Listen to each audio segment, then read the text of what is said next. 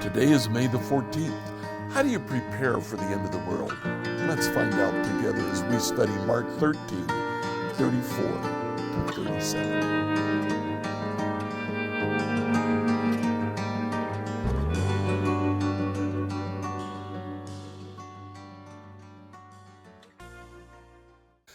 There is a fairly large denomination today called the Adventists, the full name Seventh-day Adventists. They began as an offshoot of Baptist churches around 1830. Now, what I want to tell you is not to try to change any opinion you might have about the Adventist church. The Adventist church today is far different from the Adventist church of 1840. But there was a major leader in the Adventist church who decided that in the book of Daniel, Daniel 8:14, talks about the temple being rededicated, finished, cleansed in 2,300 days. He decided that that was a reference to the number of years from the prophecy in Daniel till the temple would be cleansed. 2,300 years from Daniel, he said, would take place on March the 21st of the year 1844. And he began to teach that Jesus would return on March the 21st of 1844. March 22nd came and still no Jesus. So he quickly recalculated and said, I used the wrong calendar. It's not March the 21st, it's April the 18th of 1844. April the 19th came. Still no Jesus. So the leader said, well, there's this other prophecy about a number of months. So he looked to 6 months into the future and said the Lord will actually come not in March, but in October. October the 22nd of 1844. October the 23rd dawned and still no Jesus. At that point he said, okay, I get it now. This must have been the heavenly temple. Jesus came into his heavenly temple, and now he will come back to earth, but we can't really set a date. You know, it's not just the Adventist church. There have been many who have set dates. I remember growing up as a teenager and reading the book, The Late Great Planet Earth, that told us that in 1984, sometime during that year, Jesus would come. More recently, we saw the Mayan calendar had events that would take place up to 2012. After 2012, there were no events on the Mayan calendar predicted. So all along, people have predicted dates for the end of the world. In Mark chapter 13, verse 34, the coming of the Son of Man can be illustrated by the story of a man going on a long trip.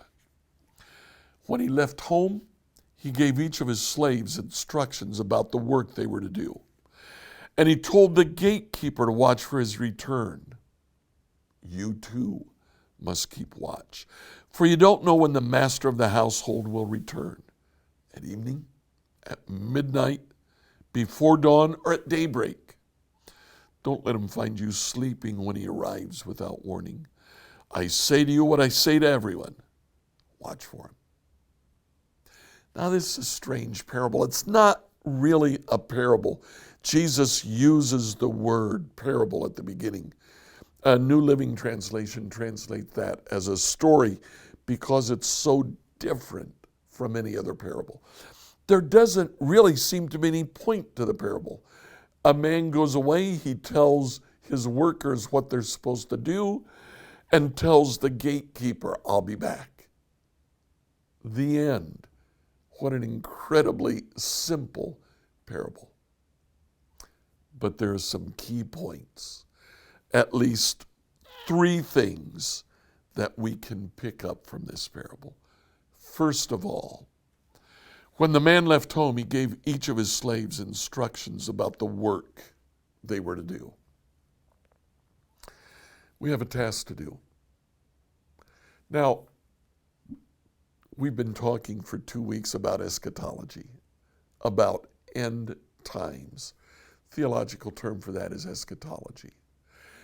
Eschatology is not so much about what is going to happen in the future. It's about how we live today.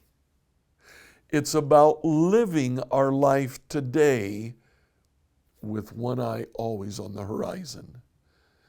Jesus is coming, so what we do today has meaning and significance. The Master, when he left, gave us a task to do. Today, we have a task to do. We're to be about kingdom work. We're to proclaim. We're to minister to the physical needs of people, to their spiritual needs. We are to live ethically the life of a follower of Jesus. We do all of that because he told us to, yes, but also because we have an eye to the horizon. He's coming again. We want to be doing the things that he left for us to do. The second thing we learn happens at the end of verse 34. He told the gatekeeper to keep watch for his return. We live today in the light of his coming. He is coming back. And that has an impact on what we do today.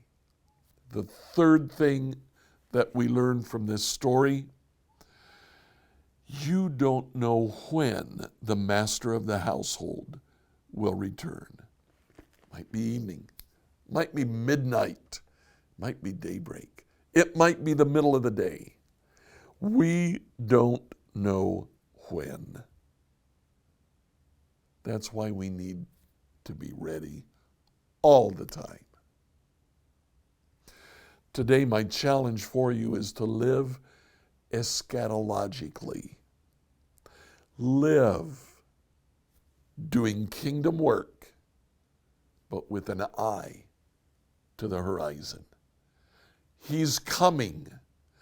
That fills us today with meaning and significance. Like, follow, and subscribe on whatever platform you use to listen to this devotional. Send your questions to us at questions@becomehope.com. On Sunday, we'll continue learning what it means to be a disciple. Disciples serve.